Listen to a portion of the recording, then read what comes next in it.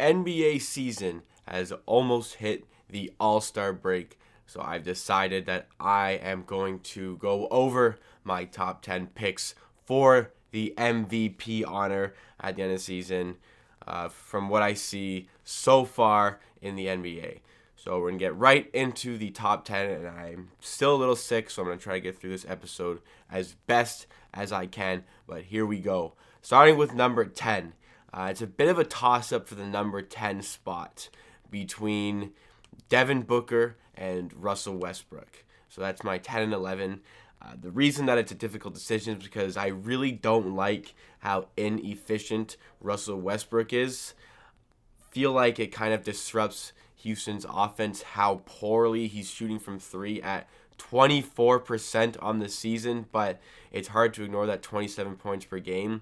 But Devin Booker, the biggest all-star snub I may have ever seen, 26.5 points per game, 50% from the field, 36% from three, 92% from the line, along with 6.3 assists.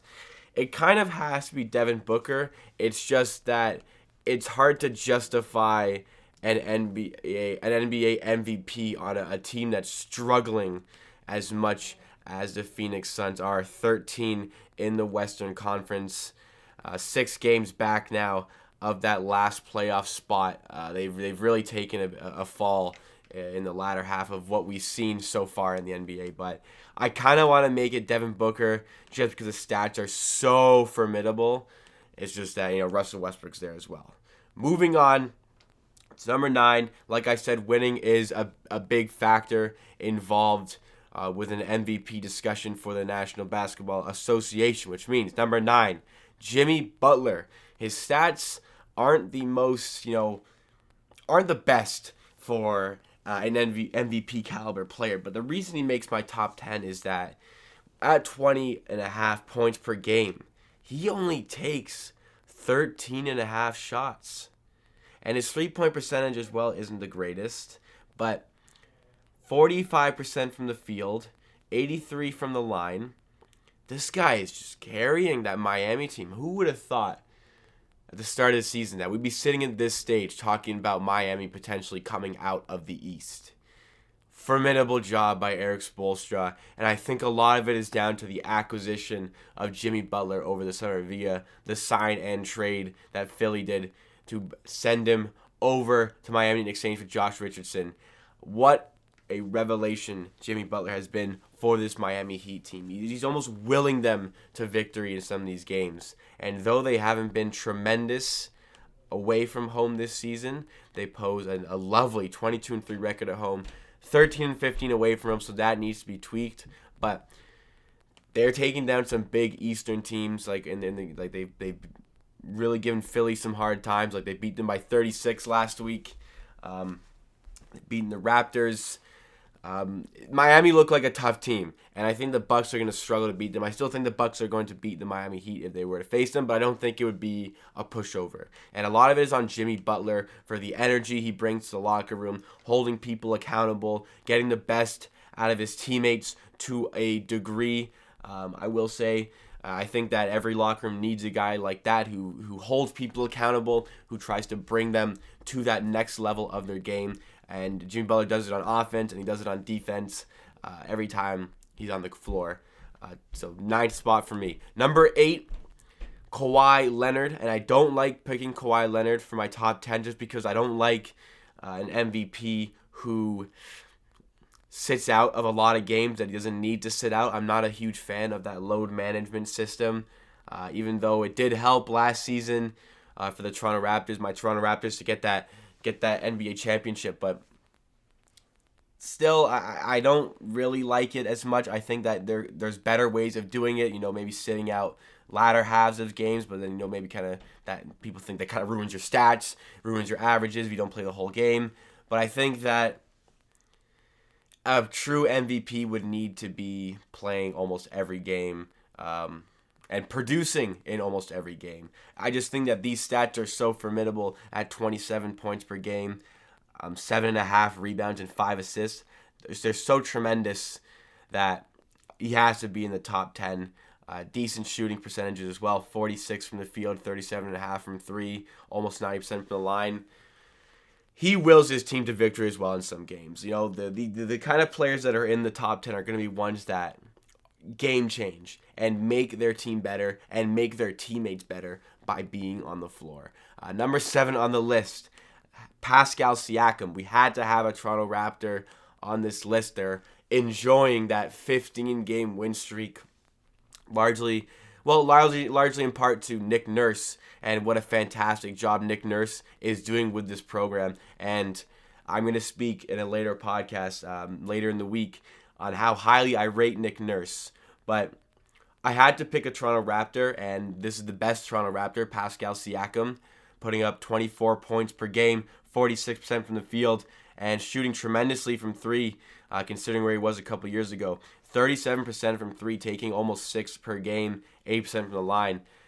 Tremendous player. But he's just one of the pieces. If I could put the entire Toronto Raptors team in this 7th spot, I would, because the whole team has been absolutely tremendous. You know, people were saying that they were going to be a lottery team. They weren't even going to make the playoffs. A lot of American NBA analysts had them maybe squeaking into the playoffs, but I had them finishing 5th in the East, and that's still possible. But on that 15-game win streak, a little bit isolated in that 2nd spot, a few games up on the Celtics. Not going to catch the Bucks, however. It is even better than it was at this stage last season. Largely due to Pascal Siakam, even though they've been tremendous. Even when Pascal Siakam's been injured, Toronto Raptors are still pushing onwards, but it's huge to have him in the lineup, and he is a big factor in a lot of these close games. So, going to put him in, but shout out the entire Toronto Raptors team for that position. Number 6, James Harden. I have him at number 6. Some people might have him higher. Some people might have him lower. I don't like his kind of game. I think it's really annoying, but he doesn't care. He's going out and he's putting up 35 points per game on average. He's been slumping a little bit recently, but that is tremendous. You can't ignore 35 points per game. That is unbelievable in today's NBA. Especially shooting. He's not shooting poorly either. 43.5% from the field and 35.5% from three, going along with 87% from the free throw line, shooting 12 free throws a game. Like, he's going out and getting his points. And I don't like the game, which is why he's not in my top 5, but you cannot ignore that kind of point per game output and what he brings to your team, especially with 7.5 assists as well. Absolutely astonishing, some of the stat lines we've seen from James Harden. We'll see if he can get back to how he was playing the start of the season. Maybe he's kind of running out of juice. Maybe he's trying to save himself for the playoffs. But based on, the Mike D'Antoni putting all the chips on that 3-and-D style, we're going to win the game by the 3, double down, we lose the game by that 3. And I think that's going to cater towards James Harden's system, shooting 13 threes per game. Definitely going to cater to that system. Hits his shots, then we're going to see some more crazy stat lines from James Harden. But I just don't think he brings enough to a team to be able to fit into my top 5. Guy who does do that, Anthony Davis, number 5 on the list. 26.5 points per game. Crazy field goal percentage, 52%. Not bad from 3.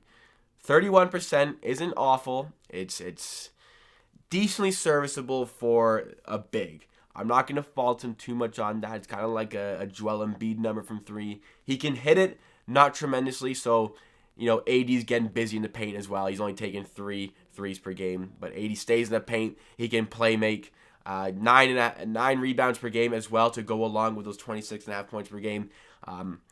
Formidable offensive threat, but also one of the best defensive players in the league on one of the best defensive teams. And it's no secret that the Lakers have become so much better on defense, largely in part to the presence that Anthony Davis has on the court. It's incredible to have such a formidable offensive talent and defensive talent in the same player. Has to be a top 5 MVP candidate.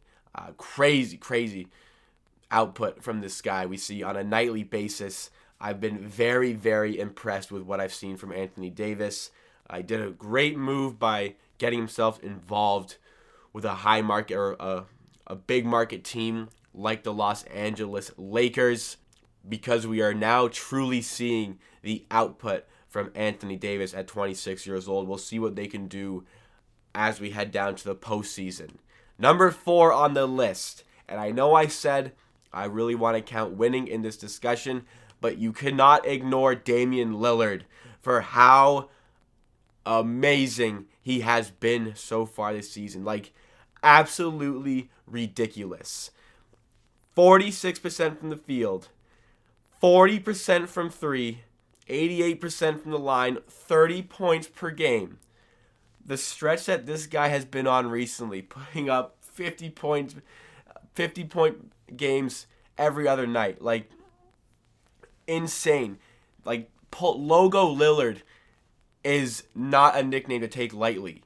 He has taken the most threes from, I think it's 35 plus feet. And he has the best percentage from 35 plus feet. He takes the most and he hits the most based on the efficiency of shooting from there. It's unbelievable, the stuff we're seeing from Damian Lillard, willing his team into the playoffs. And I know I said winning has to matter, but you know, the Trailblazers sitting in 9th, they look like a decent candidate to get into the playoffs. It is ridiculous, the numbers that Damian Lillard puts up. I really like the loyalty Damian Lillard shows to the Trailblazers, but I can't be the only one in saying that eventually I want to see him move on, because I want to see this guy on a real contender, because he can't do it alone. We saw that in last year's postseason when they got to the conference finals and they were winning by 15 plus in games 2, 3, and 4 and did not win a single game against the Golden State Warriors. But winning aside, I have to put it aside for this guy because he has been absolutely phenomenal. Insane. I love Damian Lillard. I'm so happy he's having such a great season. Needs to be in this discussion. But the reason he's not in the top 3 is because guys like Luka Doncic, who is the number 3, his team performing a little bit more admirably, sitting at 32-22. The Mavericks are currently 7th in the West. You know, they're pretty close to that 6th spot, pretty close to that 5th spot. We could see them move around. We could see them move up, maybe push further down, depending on if Kristaps Porzingis can elevate a little bit more, you know, getting back from that injury. But Luka Doncic, almost averaging a triple-double at one point. But right now, 29 points per game, 9.5 rebounds, almost 9 assists. Shooting percentages are going down a little bit, but 46% from the field, 32 from 3. That could be better. But what I love the most about Luka Doncic is his ability to make everybody else on the team better, because that Mavericks roster doesn't look tremendous, to say the least. You know, other than Porzingis and Doncic, you're not getting a ton of output from those other guys. But Doncic has that LeBron-like ability, it seems, to elevate his teammates, to make his teammates play better around him.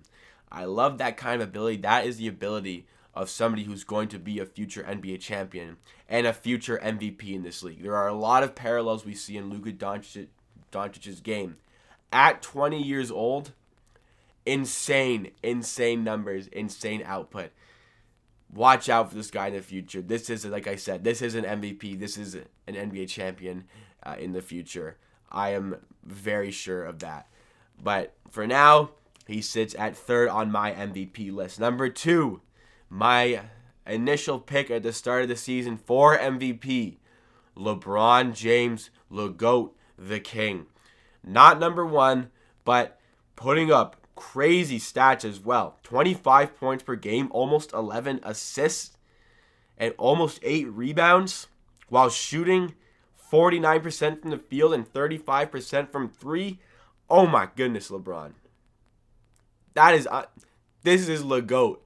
And at 35, 36 years old as well, we've never seen something like this before.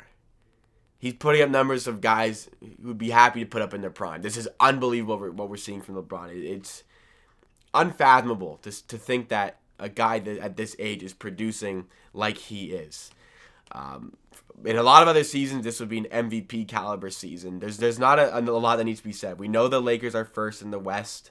I don't think that they're the NBA title favorites per se, but they're first in the West for a reason. A lot of it is down to LeBron James. He is the man on this team, running that offense, setting up plays with Anthony Davis, hitting his shots, going to town. Some crazy stat lines we've seen this season. LeBron James, I don't need to say a lot about LeBron James, but number 2 on my list. The number 1, obviously, if I'm at number 1, you know who is the number 1, because there's no way Giannis Antetokounmpo is not on this list. He is the favorite for MVP in my books and a lot of people's books. 30 points per game, 13.5 rebounds, and 6 assists, which is pretty good. Shooting 55% from the field, and a decently respectable 31% from 3 for a guy that wasn't really shooting threes last year. Unbelievable. He's shooting 5 threes a game. And it looks like that he's going to only get better at shooting threes, which is going to be even scarier next season. How are we going to stop this guy from winning MVP next season? Because he's going to get it this season and go back-to-back. He might even three-peat on MVP next season. Unbelievable stats. Milwaukee are by far the best team in the NBA regular season. 46-7. Only the Lakers at 40-12 are anywhere close to them. 5 games back, or 5.5 games back. Well ahead of the Raptors in the Eastern Conference. It looks almost for sure like the Bucks are going to come out of the East. I don't really see anybody challenging them for that. And it's all Giannis. You know, a lot of these other guys I'm talking about, they have that secondary star on their team. But the Bucks, they don't have that. And I know Chris Middleton's an all-star, but he's not really that, perennial all-star caliber player. So Giannis is doing a lot of this because of himself, but a lot of it down to coaching as well. Shout out Mike Budenholzer. But a lot of it is on Giannis for how well he has been playing this season. Just willing his team to victory every single game. And it's not even like he has to play a ton of minutes either to get these numbers. He's only playing 31 minutes per game. Because the Bucks are so good, and he's getting them into such big leads that he doesn't need to be playing all these extra minutes like other guys, like Lillard and like LeBron.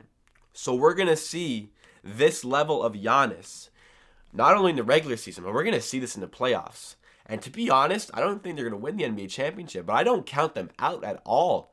They could beat the Lakers or Clippers in the NBA Finals. Giannis, we've seen him. We've seen him take down the Lakers already this season. And we've seen him put some numbers up against the Clippers. I am not taking the Bucks out of the equation like I was at the start of the season. This Bucks team, I think, is the real deal. The chemistry is off the charts. They have a great coach, like I was saying. And largely in part to Giannis, they are the best team in the NBA right now. And when it comes to playoffs, they're one of the favorites and one of the best teams to go on and take the Larry O.B. So that will end off this episode. Let me know if I messed up the order. I didn't. Let me know if you think the order is any different. Let me know if there are any omissions to the list. I don't really know who else you could throw in. I was pretty content with the 11 I have in consideration for the top 10. But let me know anything at AmateurPDC on Twitter or Instagram. You can comment on the YouTube video as well. Subscribe if you like the video. Follow on Spotify. Follow on Apple Podcasts. And as usual, we post every single day at the Amateur Sports Podcast. So keep coming back for that daily content. We will see you again tomorrow.